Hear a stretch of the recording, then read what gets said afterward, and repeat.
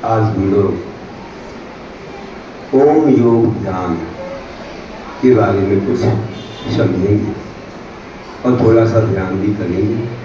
अंत में हम बताएंगे थोड़ा सा प्रैक्टिकल से प्रैक्टिकल की ओर कैसे जाते हैं, इसको आचरण में कैसे लाना है ये भी हम समझेंगे। तो पुस्तकें और भी आ जाएंगे, मंगाएंगे। आज एक दूसरे को दिखाएं। सबसे पहले तो ये बताएंगे कि ध्यान का क्या अर्थ है, ध्यान किसे कहते हैं। तो ध्यान किसे कहते हैं इस बात को आप सुने कि संस्कृत में एक धातु आती है।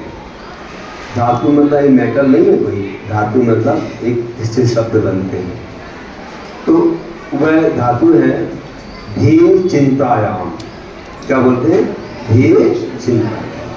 धीर धातु चिंता करने के अर्थ में आती है। चिंता मतलब चिंतन, चिंता मतलब ऐसी चिंता नहीं, टेंशन नहीं है, चिंतन करने के अर्थ में आती है। उसी से ध्यान शब्द बनता है। धीर चिंतायाम से ध्यान शब्द बनता है। और ध्यान का अर्थ दूसरा है कि एकाग्र चिंता निरोधो ध्यान। एकाग्र चिंता निरोधो ध्यानम का अर्थ क्या हुआ? एक मतलब एक ही विषय, उसमें अग्र मतलब उसको प्रमुख बना करके, निरोध मतलब अपनी मन की प्रवृत्ति में उसको रोक करके रखना थोड़े काल तक, उसका नाम है ध्यान। एकाग्र चिंता निरोधो ध्यान। एक को ही अग्र बनाकर, प्रमुख बनाकर, एक कोई विषय, आत्मा को या कोई तत्व को अग्र मुख्य बना करके उसमें चिंता और चिंतन का निरोध मतलब रुकना, सो ध्यान कराना। ये हमारे तत्वाश्रुति में लिखा है, आप पढ़ते हैं।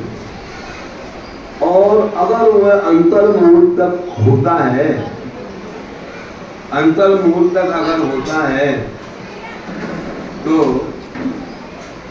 ध्यान रखिए कि उत्तम सहनन वालों के लिए उत्कृष्ट अंतर्मुहूर्त,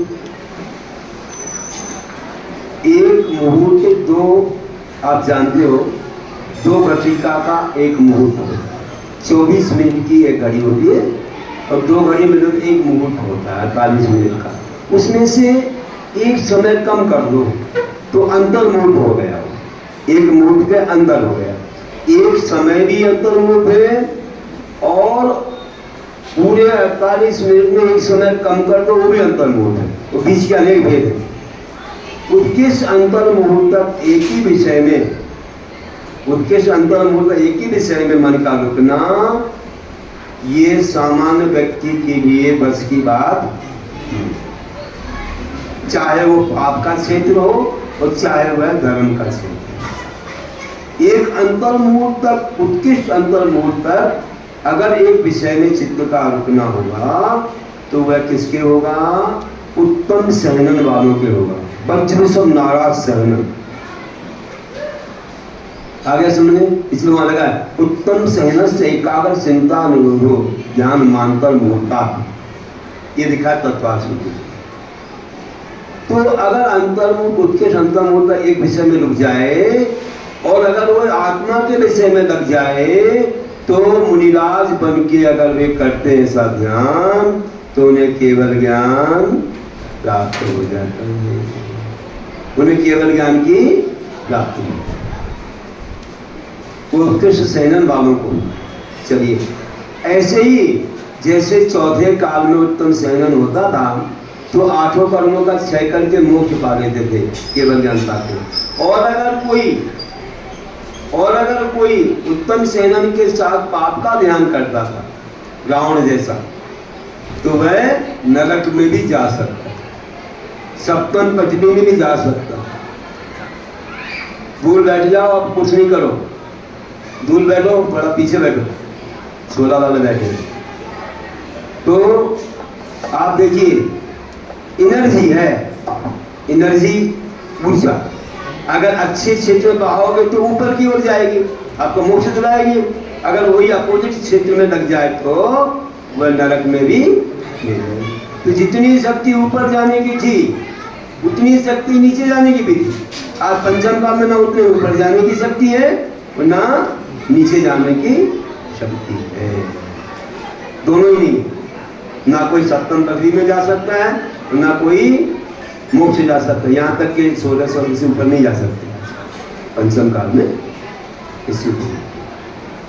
तो आज ध्यान तो होता है लेकिन एक अंतर्मुख और उत्कृष्ट अंतर्मुख तक नहीं होता, थोड़ा काल होता है। थोड़े काल भी कर लेना सरल बात नहीं है। कौन सा धर्म ध्यान कर लेना, तो एक ही पदार्थ में मन का रुकना ध्यान है। और आगे कहूँ कि ध्यान के कितने भेद होते हैं मूल में? 4। आज लोग ध्यान का विषय बहुत अच्छा मानते हैं, इसको मेडिटेशन बोलते हैं। मेडिटेशन और मेडिसन, मेडिटेशन जैसे आपको मेडिसिन जैसे आपको स्वस्थ करती है शरीर को, ऐसे मेडिटेशन अपनी आत्मा और शरीर दोनों को स्वस्थ करता है। बॉडी एंड सोल दोनों के लिए, अपने लिए मतलब आत्मा के लिए शरीर दोनों को स्वस्थ करने वाला मेडिटेशन है। इसको करने से निश्चिंत आती है और शरीर भी स्वस्थ होता है, दो काम एक साथ होते हैं। तो हम कहते हैं मेडिटेशन और मेडिसिन, ये ऐसी मेडिसिन है, बहुत महान है। हमारा ध्यान ही मेडिसिन है। चलिए अब हम कहते हैं आपको कि ये ध्यान बहुत सिरे चलते, ध्यान बहुत सिरे चलते हैं, जगह जगह लगाते लोग ध्यान, और कई जगह तो बहुत पैसा लगता है, हजारों रुपया दे करके शिविर में रहते हो, बाहर नहीं जाने देते, उनको एक जगह रखते हैं। ऐसे अन्य जाति के कई ऐसे लोग हैं, योगा बोलते हैं, योगा में ध्यान कराते हैं। हमारे यहाँ ध्यानार्णव शास्त्र है और ध्यान का विशाल वर्णन है, हजारों श्लोक है। सुखचंद आचार्य ने लिखा है, ऐसे आचार्य थे जिनको ऐसी शक्तियां पैदा हो गई थी कि अगर थोड़ी सी धूल या पसीने को एक चट्टान पे डाल दे तो पूरी चट्टान, पूरा पहाड़ सोने का बन जाए। कोई शक्ति उनके पास। कथा सुनाऊंगा बाद में कि कैसे भर्तृहरि को उन्होंने सबक देने के लिए उनके भाई जो कि सोने बनाने की विद्या सिद्धि कर दी, लेकर के आए थे, वो रस मिट्टी में डाल दिया। गुस्सा आया उनको कहा इसीलिए घर छोड़ा था, हम राजा के पुत्र थे, क्या सोने की कमी थी? कितना सोना चाहिए तुमको? ऐसी धूल उठाई, पहाड़ पर डाल दी, सोने का बन गया। अरे ये शक्ति है कि दिगंबर मुनि बन गए, उनमें इतनी शक्ति है। और हमने दूसरे अंग मत को प्राप्त करके और हमने सोने का रस बनाया, 12 वर्ष विधि कर दिए मिथ्यात्व में। अरे हम ऐसे बन गए होते तो ऐसी शक्ति हमें पैदा हुई। तो ध्यान में शक्ति, उन्होंने वो शास्त्र लिखा है ज्ञानार्णव, बहुत सारे ध्यान की विधियां, पंच धारणाएं अच्छी लिखी हैं। हम उसमें से आज एक विधि बताएंगे आपको, अभी बताएंगे, थोड़ी देर बाद आपको ध्यान करवाएंगे भी, पंच धारणा करवाएंगे जैसे मुनि लोग करते हैं, लेकिन आप साधना में करोगे। इसमें दिया है, बीच में चित्र भी दिए हैं पंच धारणाओं के, आपको बता देंगे कि 5 धारणा के 5 चित्र भी हैं। इसी रूप में हम आपको करवाएंगे, ये जो बीच में दिए हैं पेज नंबर 17 से। तो अभी हम आपको पहले नंबर, थोड़ा आगे आके बैठ जाए तो किसी जगह हो जाएगी, देखो बुला रहे हैं, थोड़ा आगे आ जाए तो आवासस्थान का पुण्य मिलता है। पुरुष को उसमें नहीं आएंगे, थोड़ा सा जगह है, आप लोग आगे आ जाओ तो दूसरों को बैठाने का पुण्य मिलेगा। आवास दान का पुण्य बोलते हैं। आपका कुछ मंदिर की जगह है तो भी पुण्य आपको मिलेगा। कैसा? तो ध्यान रखिए, बोल रहा था मूल में ध्यान कितने प्रकार के हैं, पहले समझ लो थोड़ा सा, 2-5 मिनट फिर इसको प्रारंभ करेंगे। मूल में ध्यान 4 प्रकार के। कितने प्रकार के हैं? अगर कोई पूछे तो भूलना मत। ध्यान शब्द का अर्थ समझ गए आप, ठीक है? और ध्यान का अर्थ क्या है भी समझ गए आप। चलिए अब समझते ध्यान कितने प्रकार के। तत्वार सूत्र हमारा बहुत बड़ा शास्त्र, मोक्ष शास्त्र, 7 तत्वों का वर्णन, संसार से मोक्ष तक की बात है। जैन धर्म का बाइबिल, कुरान, रामायण, महाभारत कहो तो कोई बड़ी बात नहीं होगी। सबसे प्रधान ग्रंथ है, इस पर बहुत सारे टीका लिखी, सलवार सिद्धि, राज वार्तिक, श्लोक वार्तिक और गंधहस्ती महाभास, 18,000 श्लोक प्रमाण समन्वयाचार्य ने लिखा, जिसका नाम जर्मनी की लाइब्रेरी में आज इस साल का दर्शन होने नहीं। ये बोलते वहाँ है ही नहीं, उसका नाम पर है। कब चला गया, कहाँ चला गया, इतना बड़ा साहस उसकी व्याख्या में बनाया था। तो आज मान लो 34 अध्याय में जो ज्योतिष का वर्णन है, 5वें में जो अणु परमाणु का, वो कितना विशाल होगा। आज भी लोग खोज कर रहे हैं विदेश में, तो सब हमारे शास्त्र से कर रहे हो, जर्मनी वगैरह में संस्कृत सीखते हैं। तो ध्यान रखना। तो ऐसी बड़ी बड़ी टीकाएं जो शास्त्र पर लिखी गई है, तत्वार्थ को हर पर्व में लोग पढ़ते हैं। 10 लक्षण में 10वां अध्याय हम लोग भी पढ़ाते हैं, जहाँ भी चातुर्मास होता है तो 10वें दिन में 10 अध्याय का अर्थ बताते हैं। क्योंकि हमारा पूरा पहले अध्याय से चौथे अध्याय तक जीव तत्व का प्रमुखता से वर्णन है। और इसके अलावा जो है 5वें अध्याय अयुक्त तत्व, 6वें 7वें में आश्रय तत्व, 8वें में बंध तत्व, 9वें में संबंध जिला और 10वें में मोक्ष का वर्णन है। ये पूरा, और आप जानिए कि 3 से 4 अध्याय पूरा 3 लोक का वर्णन है, इतना अच्छा वर्णन किया है। और 7वें 6वें 7वें तो पूरे व्रतों का वर्णन है। 8वें अध्याय बंध 148 कर्मों का वर्णन है, कैसे बनते हैं। 9वें में ध्यान का वर्णन है, संबर का वर्णन है, मुनियों के तप आदि का वर्णन है, और 10वें में तो मोक्ष का वर्णन है।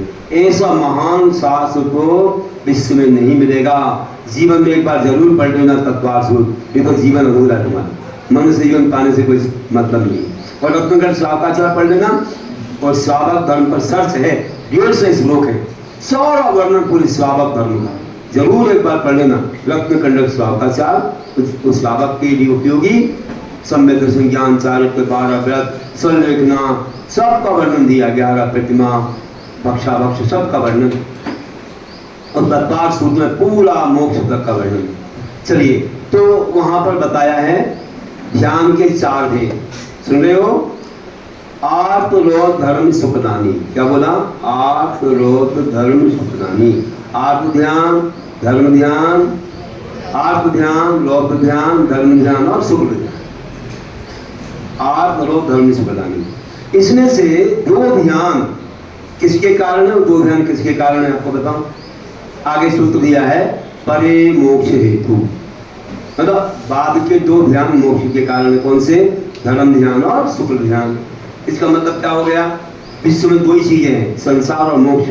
अगर 2 ध्यान मोक्ष के कारण है तो 2 ध्यान किसके कारण है, संसार के कारण। उन्होंने सूत्र नहीं बनाया, हम बना देंगे सूत्र, लेकिन लिखना नहीं हुआ, हम बना रहे। उन्होंने कहा परे मोक्ष होती हो, तो हम कह रहे पूर्व संसार हेतु, पूर्व के 2 ध्यान संसार के कारण, आत्म ध्यान संसार के कारण। उनमें आत्म ध्यान किसका कारण है मालूम है आपको, प्रमुखता से अगर मिथ्या हो तो तिर्यंश आयु के आश्रय का कारण है। और रौद्र ध्यान प्रमुखता से मिथ्या हो तो नगर आयु के आश्रय का कारण है। और धर्म ध्यान मुख्यता से स्वर्ग का कारण है। और अगर परंपरा से देखा जाए तो उसके बाद शुक्ल ध्यान को करा के मोक्ष का कारण नहीं है, परंपरा से मोक्ष का कारण है, साक्षात तो वह स्वर्ग आदि का कारण है। और शुक्ल ध्यान साक्षात मोक्ष का कारण है, शुक्ल ध्यान। अब चारों के 4 भेद समझ लो, कौन से भेद होते हैं। जब आपने जान ही लिया कि कौन किसका कारण है, क्या कर रहे हैं आदमी, समझ में नहीं आता इसको, बैठा थोड़ा दूर, अब झूले किसी को छोड़ा वाला तो छोड़ो। हाँ, तो क्या बोल रहा हूँ, जगह में छोड़ो भैया आप लोग, जिसे कोई आए हो। ये बोल रहा हूँ कि देखो, बता रहा था कि दोनों ध्यान जो बताए हैं कि 2 संसार के कारण है, 2 मोक्ष के कारण है, तो आपने समझ लिया। और थोड़ा सा समझो, इनके 4 भेद बता रहे। देखो आप लोग ध्यान से सुन लेना, कौन से भेद हैं। आत्म ध्यान के 4, इष्ट वियोग, अंश संयोग, पीड़ा चिंतन और निराकरण। आप किसका नाम है, अर्ति भावम आठम, जो दुख रूप ध्यान होता है, कष्ट रूप ध्यान होता है, वो आत्म ध्यान है, समझ गए। ये कम खतरनाक है और वो ध्यान ज्यादा खतरनाक है। आत्म ध्यान कम खतरनाक है, त्यजन चायु के आश्रय कारण है, और रौद्र ध्यान नरक आयु के आश्रय कारण ज्यादा। धर्म ध्यान कम नजला कराने वाला, शुक्ल ध्यान ज्यादा। कम ज्यादा की जोड़ी है, ये आप समझ गए।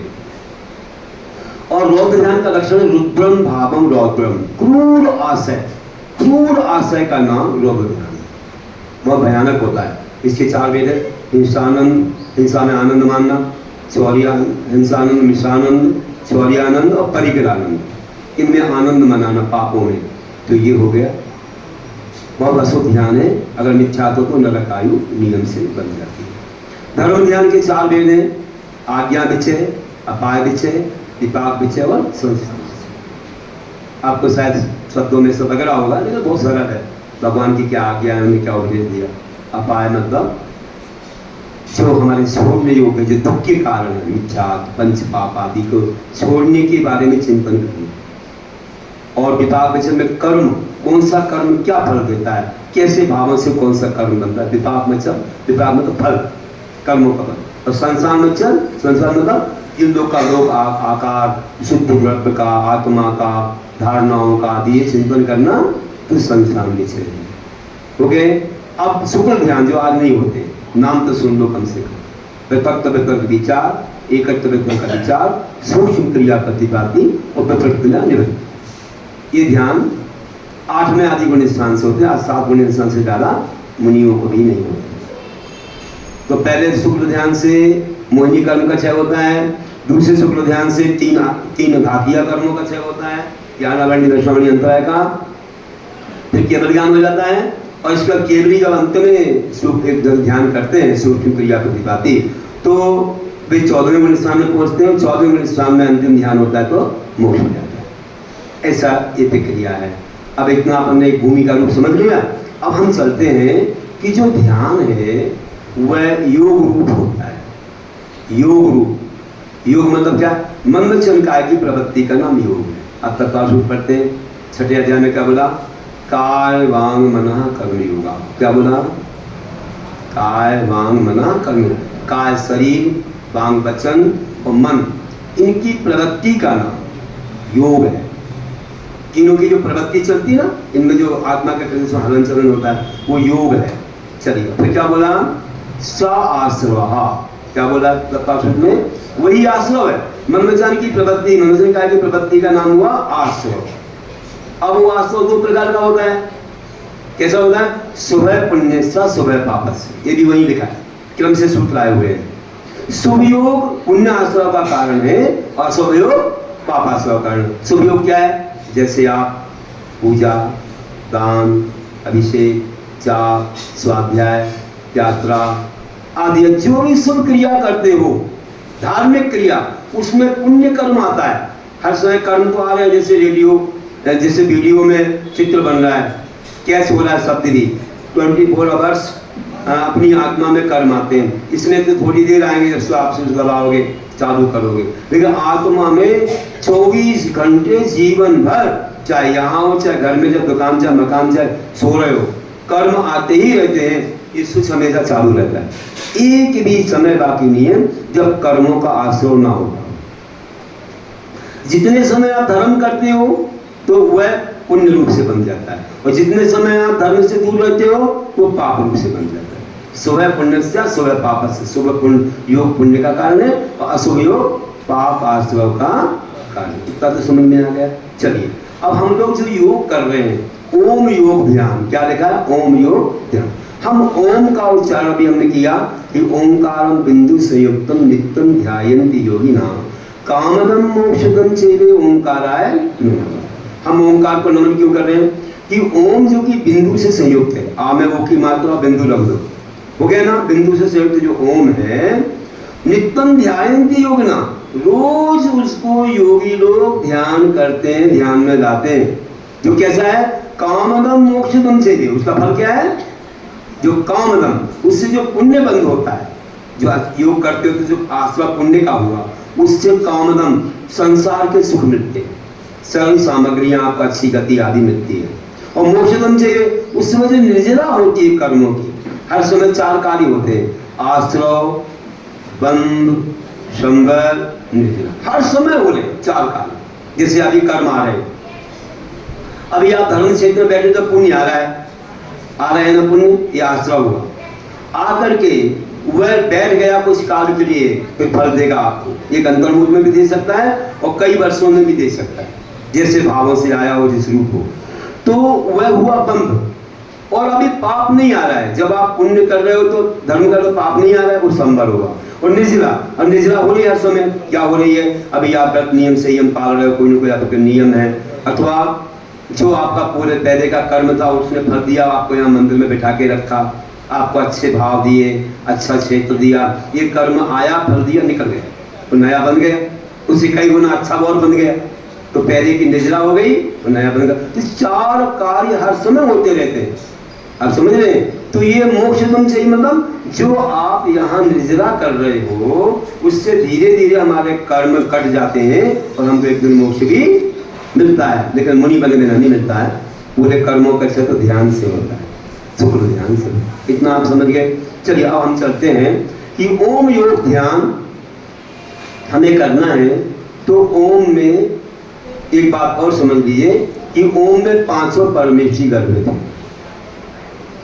ओम में कैसे 500 परमेष्ठी गर्भित थे, फिर हम इसका ध्यान कराएंगे आपको। 500 परमेष्ठी, कल भी एक प्रश्न किया था शाम को शंका समाधान में, मैंने कहा कि कैसे गर्भित है ओम में, तो किसी ने बताया था, तो मैंने उसको और अच्छी विधि से बताया, संस्कृत से व्याकरण से बताया। कातंत रूपमाला व्याकरण जैन व्याकरण है, संस्कृत की, हम लोग गुरु महाराज से पढ़े थे सन 84-85 में, उन्होंने हम लोगों को पढ़ाया था 85-86 में, 2.5 वर्ष लगा था पढ़ाने में। बहुत अच्छी व्याकरण है। तो वह संस्कृत के सूत्र आते हैं, जैसे बताऊं कि पहले अक्षर से ओम बनता है। जैसे अपन क्या बोलते हैं, अरंत को अ ले लो पहला, फिर सिद्ध को अशरीरी बोलते हैं, उसको अ ले लो, फिर आचार्य का अ ले लो बड़ा, उपाध्याय का उ ले लो, और साधु को मुनि बोलते हैं तो उसको माँ ले लो, उ निकाल दो ना तो माँ, व्यंजन ले लो, व्यंजन को बिंदु रूप भी रख सकते हैं। चलिए वहीं दूर से करो भैया, गेट आते हो तो आगे मत आया, पीछे आके बैठ जाओ, आगे आना डिस्टर्ब हो जाता है। तो बोल रहा हूँ कि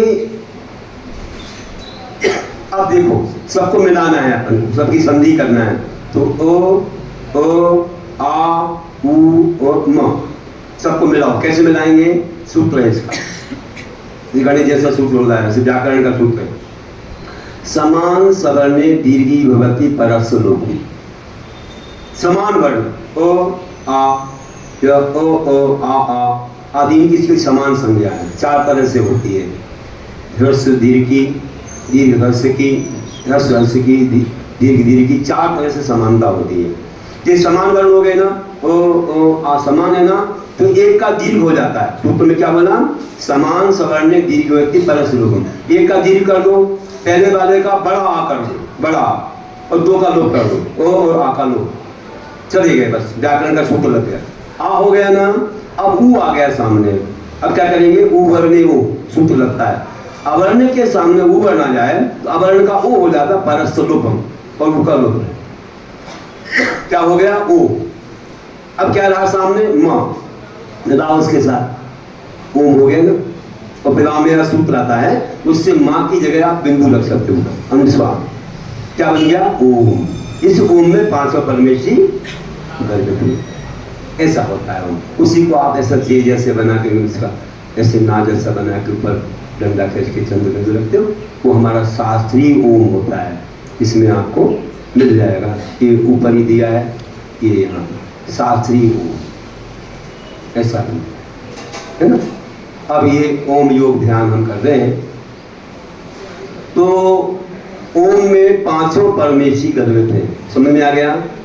अरहंतों के 40 मूल गुण, सिद्धों के 8, आचार्यों के 36, उपाध्याय के 25, मतलब 11 अंग 14 फूल, पूरा द्वादशांग ओम में आ गया। और साधु के 28 मूल गुण, सारी चीज आ गई। और अरहंत भगवान आ गए तो उनमें जो केवल ज्ञान है वो पूरा विश्व उसमें दिख रहा है, केवल ज्ञान में, वो भी ओम में गर्भित हो गए। मतलब ओम से कोई बाकी नहीं रहा, पूरा ब्रह्मांड का लोक सब ओम में गर्भित हो। अब ओम को नमन करेंगे तो सबको नमन हो गया। किसको? 500 परमेष्ठी को, द्वादशांग को, सबको। और ओम का उच्चारण करेंगे ना तो आनंद होने चाहिए। भगवान की वाणी ओमकार ध्वनि में कहती है, रोम रोम पुलकित होना चाहिए, ऐसा लगना चाहिए भगवान की वाणी कर रही। आज जब शांति धारा पढ़ते तो ओम करते, मंगलाचरण पढ़ते तो ओम से शुरू करते, है ना। सब जगह ओम लगाते, हर मंत्र में ओम लगाते। क्यों? ओम में पूरा विश्व समाया है।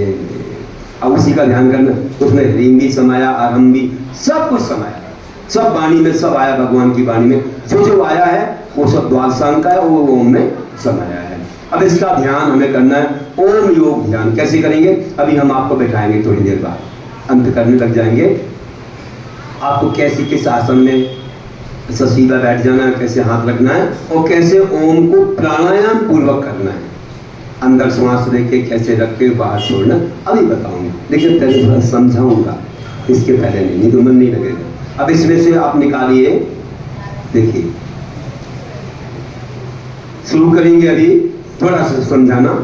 पहले तो आपको बताएंगे कि 6 नंबर पेज पर 16 योग दिए हैं, 8 आज समझेंगे और 8 कल तक, 2 दिन में हो गया।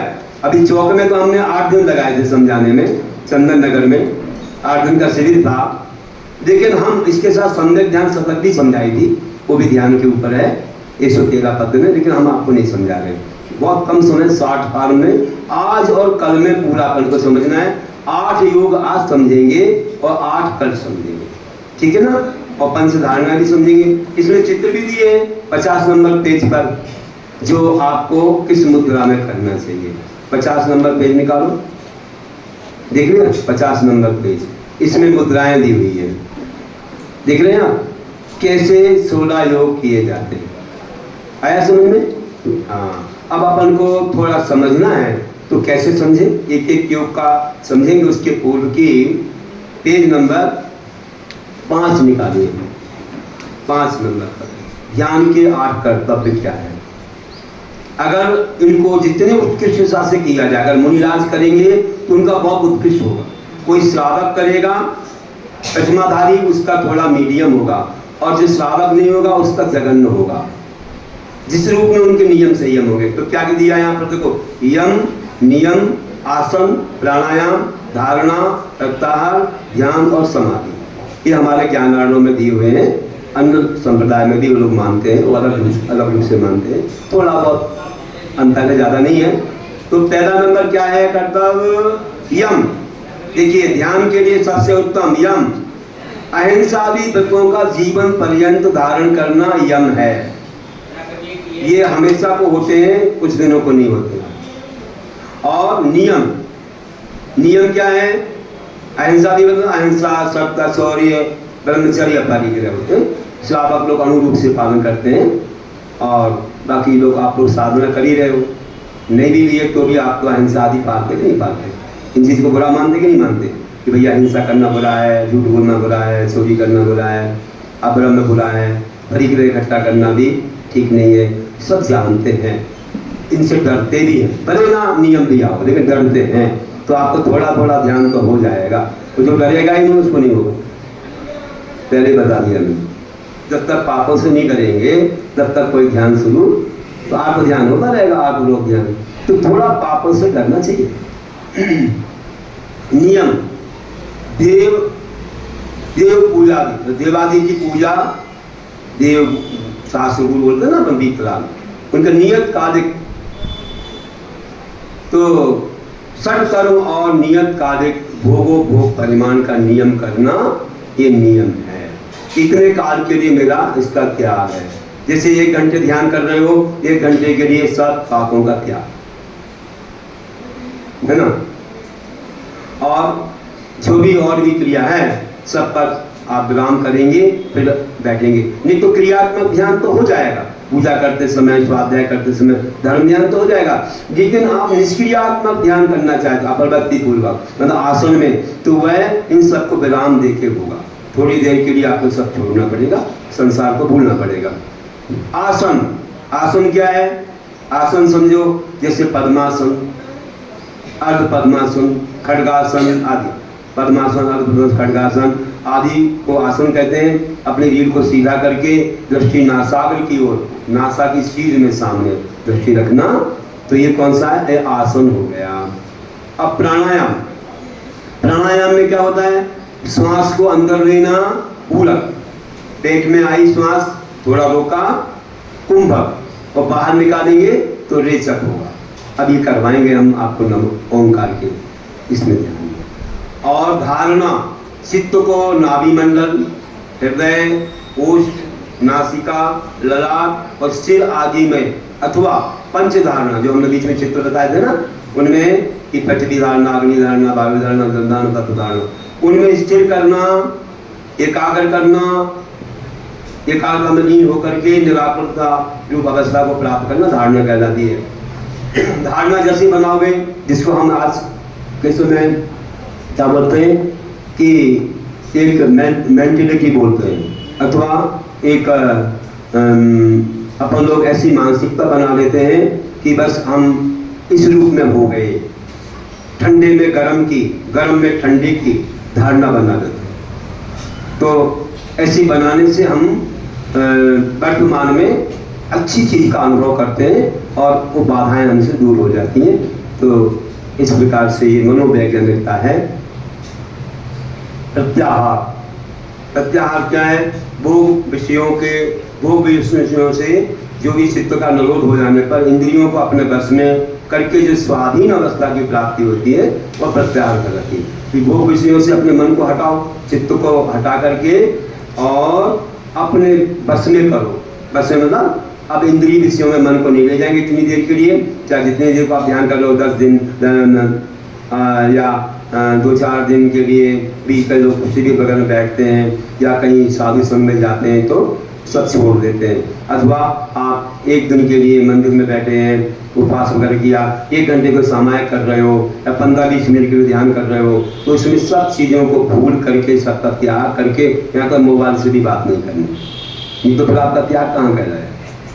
जाप करो, हलो हलो करो तो क्या सिद्धों से बात कर रहे हो क्या? रंतों से विकल्प तो आता रहेगा। तो उतने समय तो सब बंद, किसी से कोई मतलब नहीं, तो तब ध्यान कहलाएगा। फिर ध्यान है एक ही तत्व में स्थिरता पूर्वक जो चिंतन किया जाता है उसका नाम ध्यान है। अब एक ही विषय में अपने मन को लगा देना, एक ही तत्व में कोई आत्मा। अब आत्मा तो आप अभी तो श्रावक हो तो आपकी आत्मा तो शुद्ध बनी नहीं है। जब पंच पाप का त्याग करोगे तो आत्मा शुद्ध हो जाएगी, फिर अपनी आत्मा का ध्यान करोगे तो शुद्ध आत्मा का ध्यान होगा। अभी 5 पाप का त्याग नहीं है जिसका, उसकी आत्मा अशुद्ध है, तो वो आत्मा का ध्यान करोगे तो अशुद्ध आत्मा का ध्यान हो जाएगा। ध्यान तो होगा आत्मा का, लेकिन अशुद्ध आत्मा का होगा, और जो मुनि बन गया उसको शुद्ध आत्मा का होगा। दोनों में फर्क है। आत्मा का ध्यान तो होता है, ये कोई अशुद्ध आत्मा का होता है, कोई शुद्ध आत्मा का होता है। इसलिए अभी आत्मा का ध्यान नहीं करना, अपन को पंच परमेश्वरी का ध्यान, जिनकी आत्मा शुद्ध हो गई है ओम का और पंच परमेश्वरी का ध्यान करेंगे, क्योंकि अभी अपनी आत्मा शुद्ध नहीं हुई है। फिर समाधि, तो और भी कोई तत्वों का ध्यान कर सकते हैं, जीवादि तत्व है, पदार्थ है, आदि आदि। और समाधि किसको बोलते हैं?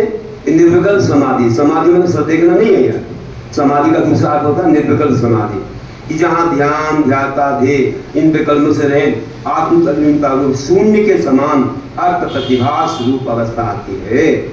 अर्थ मतलब कोई भी पदार्थ आत्मा आदि के प्रतिभास रूप अवस्था आती है, वह व्यक्ति की निर्विकल्प समाधि कहलाती है। इस श्लोक इसमें क्या बोलते हैं?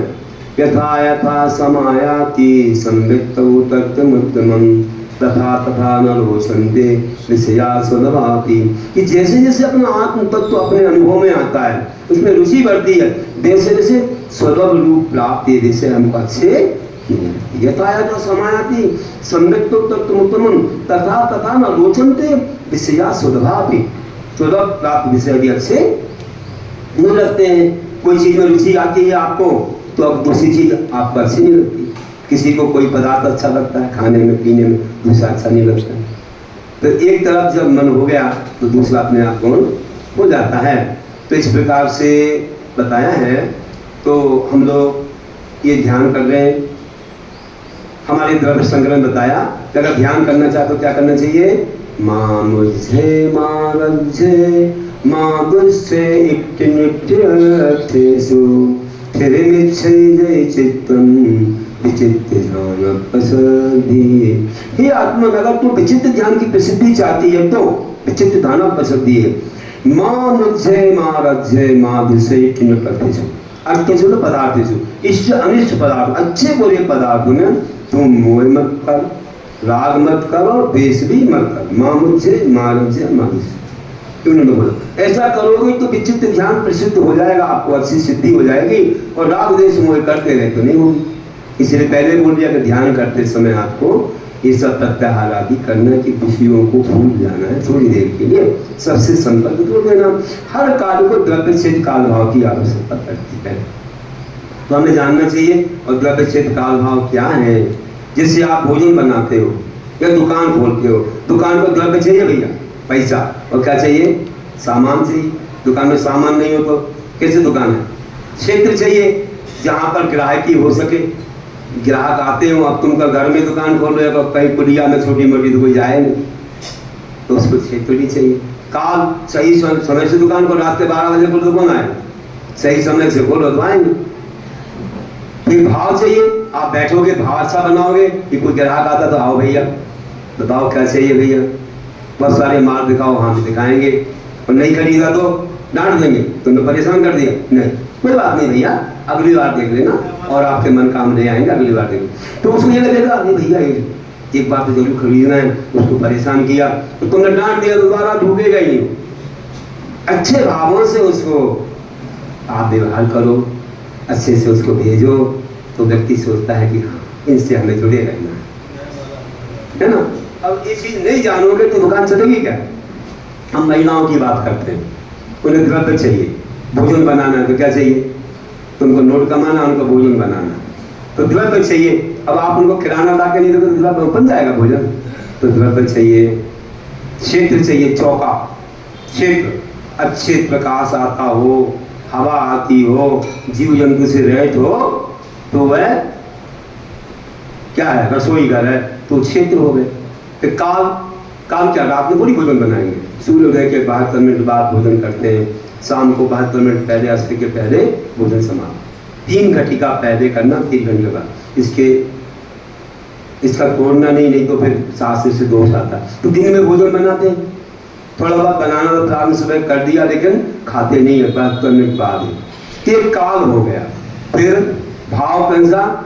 अगर भाव होगा बनाने का तो भोजन बनेगा, मन नहीं है तो खराब हो जाएगा, बेकार हो जाएगा, स्वाद ही नहीं आएगा उसमें।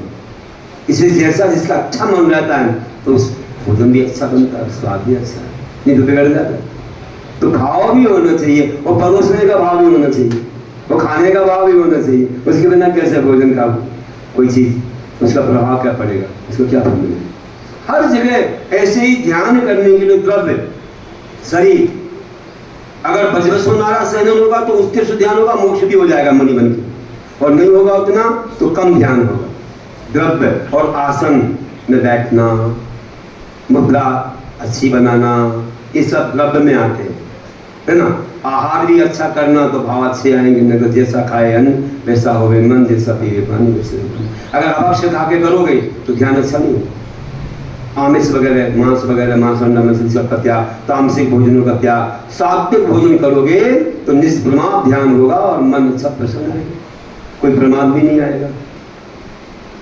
द्रव्य हो गया। क्षेत्र कौन सा? एकांत क्षेत्र, उत्तम जंगल पहले।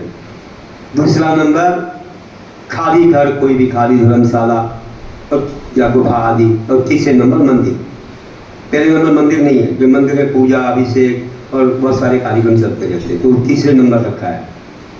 कहाँ रखा है मालूम है आपको? श्लावकाचार्य बोला एकांते सामयिकम निर्वाचेते वनेषु वा शुशुच चैत्यालयेषु वापि च परिचेतव्यं प्रसन्नधिया।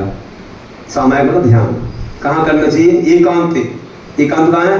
वनेषु, जंगल में, वास्तुषु, खाली घर में, और चैत्यालयेषु मतलब जिन मंदिर में। यदि चैत्यालय है, आप क्या बोलते हैं? मंदिर। चैत्यालय नहीं बोलते इसको। आजकल प्रथा हो गई कि जो बिना शिखर का है वो चैत्यालय है, एक तो मंदिर है। अरे आप कितने चैत्यालय होते हैं, 500 धनुष की प्रतिमाएं होती वहाँ, कितने बड़े शिखर होंगे उनके, बताओ। अकृत्रिम चैत्यालय नहीं बोलते। जहाँ चैत्य होते हैं वो चैत्यालय है। चैत्य मतलब जिन प्रतिमा जहाँ होती है चैत्यालय। आपने परिभाषा बना दी बिना शिखर का चैत्यालय, ऐसा नहीं है। बड़े बड़े चैत्यालय, अकृत्रिम चैत्यालय, उनको जिनग्रह भी बोलते हैं, जिनालय भी बोलते हैं, जिन मंदिर भी बोलते हैं, और चैत्यालय सब उसी के ही नाम। आजकल वो लोग चैत्यालय बोलते हैं, जैसे कारण वाले चैत्यालय बोलते हैं। तो चैत्यालय क्यों बोलते हैं? वहाँ तो सास ही रहते हैं, तो चैत्यालय क्यों बोलते हैं? चैत्य तो है नहीं वहाँ पर। चैत्य मतलब जिन प्रतिमा है नहीं, उनका आल है, चैत्यालय कहलाता है। अब सास रखे तो उसको उसको क्या बोलो आप? ग्रंथालय बोल सकते हैं, ग्रंथालय बोलो। बोले चित्त लगता है तो चैत्यालय हो गया। मतलब चित्त हो तो चित्त के साथ आलय की आप संधि करो तो क्या होगा? चित्तालय। चैत्यालय कैसे हो जाएगा? तो चित्तालय होगा। तो चैत्यालय मतलब होता है जहाँ पर चैत्य विराजमान हो, जिन प्रतिमा विराजमान हो। तो चैत्यालय को तीसरे नंबर रखा है। पहले जंगल, दूसरे नंबर खाली स्थान कोई वास्तु, और तीसरे नंबर मंदिर। मंदिर में क्या विधान, पूजा और कई अनुष्ठान चलते रहते, तो मन का एकाग्र करना बड़ा कठिन हो जाता है। ध्यान के लिए प्रवृत्तियात्मक ध्यान तो हो जाएगा, धर्म ध्यान, लेकिन निर्वृत्तियात्मक ध्यान के लिए तीसरे नंबर क्यों लगता है? कि जब पूजा अर्चा हो जाए और दोपहर का समय हो या तुम सुबह का, शाम का, तो कर सकते हो। आप वैसे समय नहीं कर सकते। कई बार विधान लंबे टाइम चल रहा तो दोपहर में भी नहीं कर सकते। चलिए, तो ये हमने द्रव्य क्षेत्र काल भाव समझ लिए। अब हम चलते हैं 16 प्रकार के योग। 6 नंबर का पेज आप निकालो। इसमें देखो, इस ओम योग ध्यान में शारीरिक सहयोग के द्वारा होने वाली मनोरंजन काल की जो सहायक क्रियाएं हैं, वे भी समीचीन योग रूप की होती हैं। जैसे लक्ष्य योग, आसन योग, मुद्रा योग, हस्त योग, श्वास योग, ओंकार योग, मंत्रोच्चारण योग, क्षमा योग, पंचधारणा योग, ध्यान योग, शुभ भावना योग, निश्चिंत योग, आनंद योग, जयकार योग, उष्ण योग और शीत। उष्ण योग, शीत योग तो इसलिए है कि ठंडी और गर्मी से बचने के लिए एक उपाय है, वो बताएंगे बाद में। उसका एक उपाय है जिससे कि हम ठंडी और गर्मी से बच जाते हैं, अच्छे से ध्यान करते हैं। चलिए, पहले नंबर लक्ष्य योग है। कैसे करना चाहिए? बीच में थोड़ा थोड़ा हम आपको कराते जाएंगे। इसमें अपने दोनों हाथों को जोड़कर बाएं से दाएं घड़ी के कांटे के समान, घड़ी का कांटा कैसे घूमता है? अभी दूसरी घड़ी है तो ऐसा घूमता है ना। तो हमारा आप देखेंगे, जैसे हम घुमा रहे तो हमारा उल्टा लगेगा आपको, आपका अपने अपने घर से घुमाओ। घड़ी का कांटा कैसा घूमता है, वैसे घुमाओ। ऐसे दोनों हाथों को घुमाना, 3 बार घुमाएंगे, फिर माथे पर ले जाएं, माथे पर ले जाएंगे, ऊपर ले जाएंगे। ऐसे हम लक्ष्य को ध्यान कर रहे हैं, हमको मोक्ष जाना है, सिद्ध बनना है। अपना लक्ष्य धर्म करने का मोक्ष है। हमें अनंतानंद सिद्ध परमेश्वरी का ध्यान करना है, हमें सिद्ध परमेश्वरी बनना है। इसी भाव का नाम है लक्ष्य योग। आ गया समझ में? ये लक्ष्य योग। चलिए, लाभ क्या होता है इससे? क्या लाभ होता है? देखिए, इससे हमारी एनर्जी, ऊर्जा ऊर्ध्वगामी होती है। बार बार ऊपर करते हैं तो हमारी ऊर्जा ऊपर की ओर रहती है। जैसे साइकिल चलाओ, जोर से रोक दो, ऊपर छोड़ो तो आगे की ओर जाती है वो। ऐसे हम बार बार ध्यान करते रहे, जिस समय कर्मों से छूटेंगे तो आत्मा कहाँ जाएगी? ऊपर की ओर जाएगी। ये लक्ष्य योग है। ऊपर का ध्यान करके ऊपर ही जाओगे, अर्थात ऊर्जा का संचार ऊपर लक्ष्य की ओर होता है। दूसरे नंबर, हमारा मन प्रशस्त होता है। कैसा होता है? प्रशस्त होता है। अच्छा, एवं अंतर प्रसन्न होता है। हमारे अंतर में बहुत प्रसन्नता आ जाती है कि देखो हम अपने लक्ष्य को याद कर रहे हैं, सिद्धों को याद कर रहे हैं। तीसरे नंबर, सिद्ध परमेश्वरी का ध्यान होता है और मोक्ष मार्ग का सम्मान होता है। चलिए, इसको और कविताएं पढ़िए आप लोग, नीचे दी ना। हाँ, अपने कई को पर लाओ, लक्ष्य योग में प्रभु को ध्याओ। ऊर्ध्वगामिनी ऊर्जा मिलती, शक्ति का संचार कराओ, शक्ति का संचार कराओ। अब हम दूसरे योग पर पहुंचते हैं, आसन योग। आसन योग क्या है? आसन योग को अनेक आसनों के माध्यम से कर सकते हैं। जैसे खड्गासन, बाहुबली भगवान के समान खड्गासन होता है। दोनों पैरों में 4 अंगुल का अंतर रख करके अपनी भुजाओं को नीचे लटकाना है और सामने देखना है। नासा इस चीज में दृष्टि को रखना, प्रसन्न मुद्रा होना है, या हमारे देखना है। ये हो गया खड्गासन। फिर बाद में पद्मासन। पद्मासन में अपना बायां पैर दाईं जंघा पर रखना है और दायां पैर बाईं जंघा पर रखना है, और वही बात रीढ़ को सीधा करना है ना, और प्रसन्न से बैठना है। हो गया। और ये नहीं हो सकता है तो सुखासन। आप जैसे बैठे हो ये सुखासन है, लेकिन रीढ़ को सीधा करना है। मुख को प्रसन्न करना है। और अर्ध पद्मासन, अर्ध पद्मासन में एक पैर नीचे करना है, एक पैर नीचे एक ऊपर करना है, ये अर्ध पद्मासन। वीरासन कैसा होता है?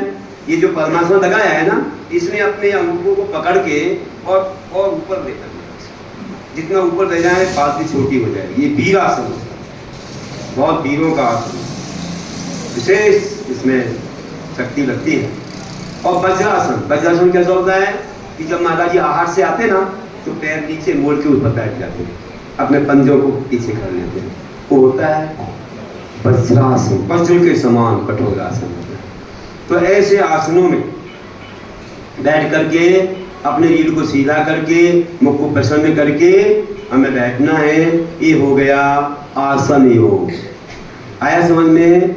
हाँ, लाभ क्या है? शरीर में स्थिरता आती है, शरीर फिर चलायमान नहीं होता, बंधा रहता है, चुस्त रहता है शरीर। आप अपने वस्त्रों को बांध के रखते तो आप कैसा लगता है? चुस्त अपना, मिलिट्री वाले पुलिस वाले बिल्कुल बांध के रखते है ना, ऐसे अपने शरीर को बांध के रखते और शरीर स्वस्थता को प्राप्त होता है, शरीर भी अच्छा स्वस्थ रहता है उसमें। अगर आप झुक करके बैठोगे ना तो पाचन आचन तंत्र खराब हो जाती है, झुक कर नहीं बैठना, अपनी गर्दन में दर्द हो जाता है तो अच्छा नहीं लगता है। इसलिए जब भी बैठो अच्छे तन करके बैठो तो स्वस्थता आती है, पाचन क्रिया वगैरह अच्छी होती है, रक्त का संचार अच्छा होता है, माइंड भी बिल्कुल फ्रेश रहता है और मन की एकाग्रता होती है, मन एकाग्र होता है। एक 3 लाभ यहाँ बता दिए, पढ़िए नीचे।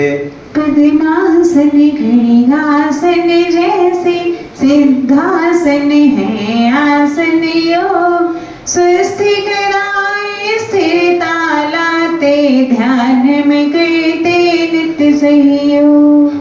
अब मुद्रा योग पर चलते हैं। इस योग में आसन लगाने के बाद अपनी रीढ़ को सीधा रखकर नासा दृष्टि में प्रसन्न मुद्रा में बैठना होता है।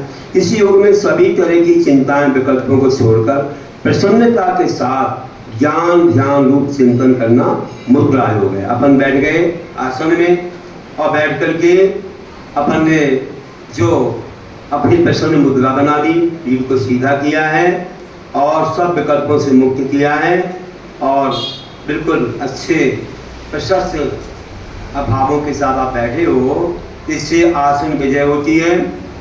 ये लाभ है, अजीमता से छुटकारा मिलता है और शुगर ब्लड प्रेशर आदि कंट्रोल में आ जाते हैं। ये बहुत बड़े लाभ है। जब पाचन तंत्र अच्छा होगा, ब्लड सर्कुलेशन अच्छा होगा तो ये सारी चीज़ें अपने आप कंट्रोल में आ जाएंगी।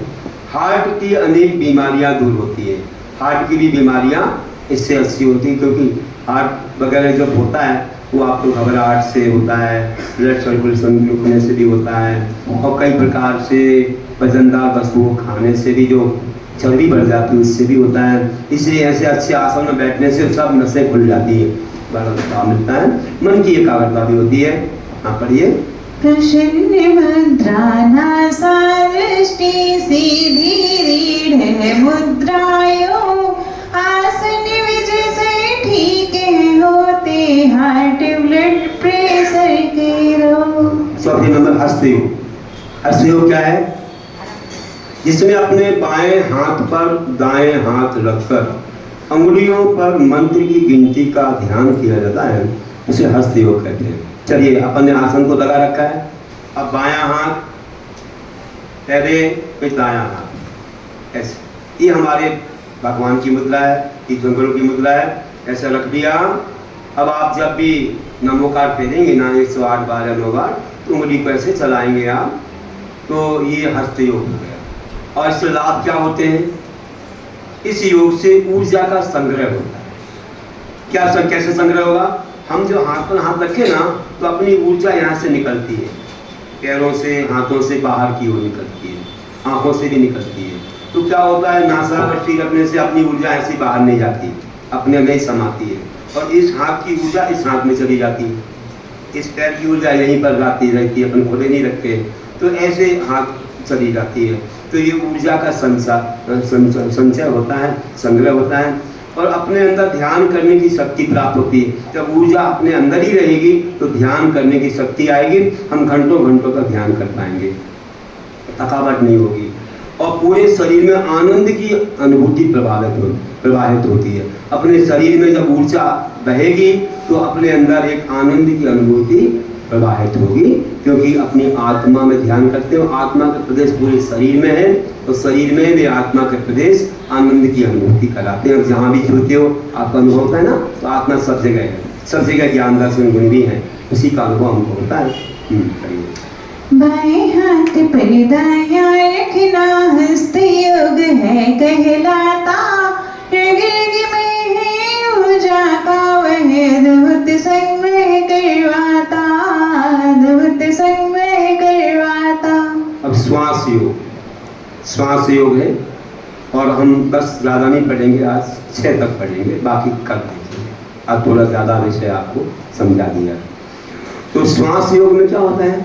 श्वास योग के अंतर्गत प्राणायाम होता है, जिसमें श्वास पर ध्यान देना होता है, अर्थात पूरक कुंभक रेचक को ध्यान में रखना पड़ता है। जब पेट फूलता है तो श्वास अंदर जाती है, समझो तो फूल रहा है पेट, उसी कहते हैं पूरक। श्वास अंदर जा रही है तो ये पूरक हुआ। श्वास को पेट में अंदर रखकर जो अपन देखते हैं वह कुंभक है, जैसे कुंभ के समान हो गया। कुंभ में कुछ भरा रहता है, ऐसे पेट में वायु भरी, और श्वास को बाहर निकालना रेचक कहा जाता है। इस योग में नमोकार मंत्र या ओम का चिंतन करना चाहिए। इस तरह श्वास को ध्यान में रखकर प्राणायाम करना श्वास योग है। जैसे कि उदाहरण के लिए, जब श्वास अंदर जाती हो तब क्या चिंतन करना? जोर से देना नहीं है, सांस में देखना है बस, ये पेट फूला मतलब अंदर जा रही है तो नमो अरिहंत, अंदर जा रही तो नमो अरिहंत, बाहर आ रही तो नमो सिद्धा, अंदर जा रही तो नमो आर्य, बाहर तो नमो वज्राय, अंदर जा रही नमो लोहे, बाहर तो शब्द सामने। इस तरह से हम इसको करते हैं। तो ये प्राणायाम पूर्व नमोकार का चिंतन हम लोग हमेशा कायस्वर ऐसा ही करते हैं, श्वासोच्छ्वास करते हैं, मोट चला करके नहीं बोलते, हमेशा श्वास पर ही नमोकार में जमाते हैं। ये भी आपको हम थोड़ा बताएंगे प्रैक्टिकल रूप से। तो इसमें लाभ क्या होते हैं? प्राणायाम के माध्यम से शरीर स्वस्थ होता है, इससे सब अपने द्वार खुल जाते हैं। कौन से? चंद्र और सूर्य दोनों, इसको सुषुम्ना योग बोलते हैं, दोनों स्वर्ग चलने लग जाते हैं। जब आसन में बैठेंगे अपन ऐसा करेंगे ना, श्वासोच्छ्वास नमोकानंद, तो दोनों चंद्र और सूर्य दोनों चलेंगे, इसको सुषुम्ना नाड़ी बोलते हैं। इससे ध्यान बहुत अच्छा लगता है। तो प्राणायाम से शरीर स्वस्थ होता है, जो फेफड़े वगैरह हैं और भी कोई कमी है ना, वो सब दूर होती है। इससे कई बीमारियां दूर होती है, श्वास वगैरह की, शारीरिक शुद्धि होती है और गंदी हवा बाहर निकल जाती है, शारीरिक शुद्धि होती है, और मोटापा की समस्या से छुटकारा मिलता है। जो शरीर दर्द में बढ़ जाता है ना, वो कंट्रोल में हो जाता है, और मन की एकाग्रता बढ़ती है। इससे मन वहीं लगा रहता है नमोकार के चिंतन आदि में। पूर्य के कुंभक रेचक है ये श्वास योग में सहयोगी, शक्ति कहते शरीर आदि की प्राणायाम सहित योगी। हाँ, ये समझ लिया। अब हम ओंकार योग को समझ के इसका प्रैक्टिकल करेंगे और फिर बाकी बाद में। ओंकार योग किसे बोलते हैं? ओम में पंच परमेशी गर्भ है, अपन ने पहले ही समझ लिया। ओम योग में ओंकार ध्वनि के साथ हमें श्वास को बाहर निकालना है। जब अंदर भर लेते हैं ना अपन पूरक करके कुंभक, फिर बाहर ओम की ध्वनि से निकालेंगे, अभी बताएंगे। और सर्वप्रथम श्वास को थोड़ा अंदर लेना, ज्ञानानो बोला 12 अंगुल की श्वास को अंदर दो वायु को, और थोड़ा अंदर रखकर ओंकार की ध्वनि पूर्वक बाहर निकालना। ओम रूप ही हमारे प्रभु की वाणी कृति है। यह योग हमें प्रतिदिन करना चाहिए। लाभ क्या है? अतीब आनंद की अनुभूति होती, रोम रोम पुलकित होता है, क्योंकि इसमें पूरा द्वादशांग समाया है, पूरा विश्व समाया है, 500 परमेशी है। वातावरण शुद्ध होता है और ध्वनि से वातावरण भी शुद्ध हो जाता है। रोम रोम पुलकित होकर उत्साह पैदा होता है, और धर्म ध्यान का प्रारंभिक मंगलाचरण होता है। हर चीज मंगल से प्रारंभ होती है, तो ये मंगल है ओम। ओमिकाय की ध्वनि ध्यान में ओम योग है, ओम योग में उपयोगी, रोम रोम पुलकित हो जाए मंगल में निज हो योगी। अब अब निकालिए 50 नंबर का पेज, जितने हमने समझे हैं अभी। कितने समझे हैं अभी? 6 समझे? कितने समझे? तो 6 की मुद्रा आप देख लीजिए। दक्ष योग में देखो ऊपर हाथ ले गए, आसन योग में आसन लगाया, मुद्रा योग में अपनी प्रसन्न मुद्रा रखी, हस्त योग में बाएं पर दायां हाथ रखा, श्वास योग में अंदर श्वास ले रहे हैं, बाहर निकाल रहे हैं, इसे हाथ से निकाल रहे हैं। और ओंकार योग में अपनी श्वास को ओम की ध्वनि से बाहर निकालेंगे। तो इतना अपन को करना है। अब तो आप पुस्तक बंद कर दीजिए, सामने रखिए, चाहे तो पुस्तक इकट्ठी कर लें, यहाँ पर दे दे, कल फिर मिलेगी, कोई घर नहीं ले जाएगा। अभी हम आपको योग करा रहे हैं, 2 मिनट का योग करना है, कल फिर पुस्तक मिलेगी। अभी आपको यही रखना है सब। हाँ, यहाँ रख लो, बेंच पर ले आओ, पीछे से भी ले लो, दे रहे हैं।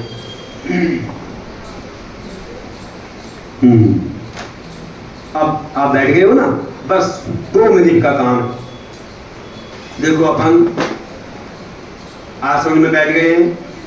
आपने कैसे बैठे हैं? आप बायां पैर नीचे है, बायां पैर आपने दाईं जंघा पर है और दायां बाईं पर रखा है, तो पद्मासन होगा। नहीं तो एक पैर अंदर कर लो, आप बायां पैर अंदर कर दो नीचे और ऊपर दायां रख लो। इसको अर्ध पद्मासन बोलते हैं या इसको सिद्धासन भी बोलते हैं। हो गया? ये आपने कर दिया। और रीढ़ को सीधा करना है, बिल्कुल अच्छे से हाथ घुटने पर रख के इतने अच्छे सीधे हो जाओ, ताकत लगा। अब ऐसे नहीं रखना, ताकत इसलिए लगाई कि हम सीधे हो गए कि नहीं, बढ़िया ताकत। अब अपन को बाएं हाथ ऐसे रख के और दायां ऊपर रख, बाएं पर दायां रख दिया और रीढ़ को सीधा किया है, मुख को सामने किया है, ना ज़्यादा ऊपर ना नीचे, और मुद्रा अपनी प्रसन्न है और आंखें बंद नहीं करना और ऊपर भी नहीं देखना, आजू बाजू भी नहीं देखना। नासा की सीध में हो, नासा को भी नहीं देखना, नासा देखो तो आंखें तिरछी वहीं दर्द होगा। सीधे सामने, हमारे भगवान जैसे देखते ना, देखो सामने देखना है, ऐसे बैठना है। ठीक है? ऐसे अपन बैठ गए हैं और अपन ने पहले ही सब क्रिया कर ली थी, दक्ष योग वगैरह सब कर लिया था। और अब हम क्या करते हैं कि थोड़ी सी श्वास को समझो 12 अंगुल की वायु को हम अंदर ले रहे हैं। ये होगा पूरब, पेट में रखेंगे कुंभक और ओंकार की ध्वनि में हम धीरे धीरे उसको बाहर निकालेंगे। तो कर देते हैं हम, श्वास को अंदर लीजिए,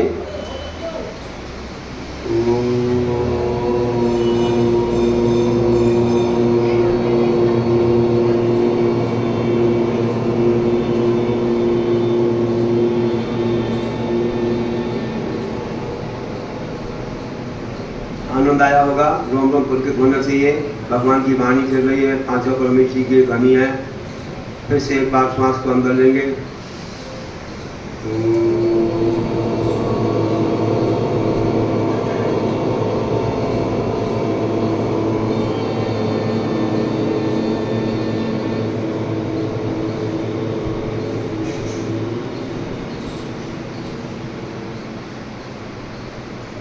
तो मैं एक बार अंदर लेंगे,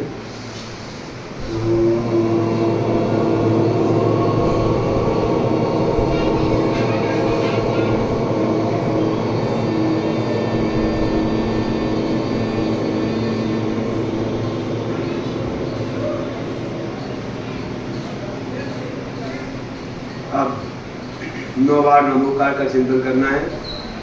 श्वास अंदर जा रही तो नमो ओंकारम, बाहर तो नमो सिद्धानम, अंदर तो नमो आर्यानम, बाहर तो नमो ध्यान, अंदर तो नमो लोहे, बाहर तो सब सावनम का चिंतन करना। जोरों से देना नहीं है श्वास, धीरे धीरे उसको देखते हुए नमोकार का चिंतन 9 बार करना है अपनी अंगुलियों पर।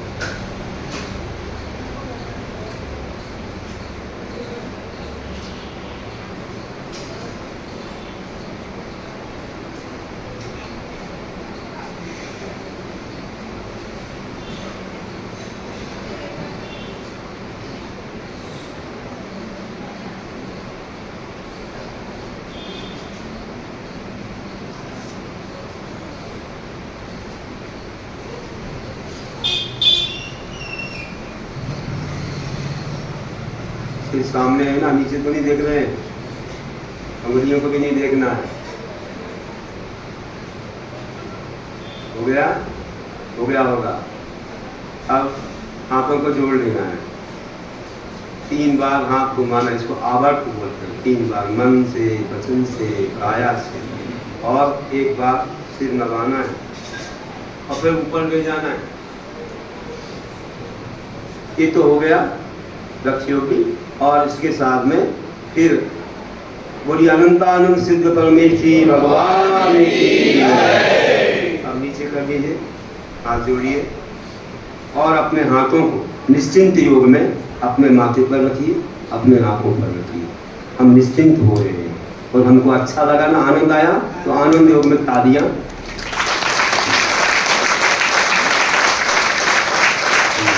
बोलिए पासना भगवान की, तीर्थंकर भगवान की, आचार्य गुरुवर श्री विद्यासागर की, आचार्य श्री यादव सागर जी महाराज जी की, आचार्य संघ की। बहुत अच्छा है। अब गुणवाणी पढ़ना है। अच्छा लगा, आनंद आया? अब कल तो और ज्यादा आएगा, और लोगों को लेके आना। बड़ी